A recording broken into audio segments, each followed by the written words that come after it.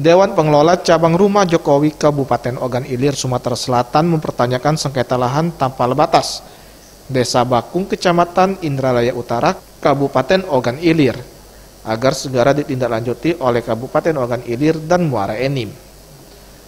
Dengan berlatar belakang salah satu modal dalam pengembangan ketahanan pangan yaitu Tora dan Hutsos, DPC Rumah Jokowi Kabupaten Ogan Ilir bersama seluruh masyarakat Desa Bakung, Kecamatan Indralaya Utara, Kabupaten Ogan Ilir berharap agar pemerintah Ogan Ilir dan Muara Enim dapat menindaklanjuti permohonan pelepasan 2.000 hektar lahan HPKP dalam pengembangan ketahanan pangan.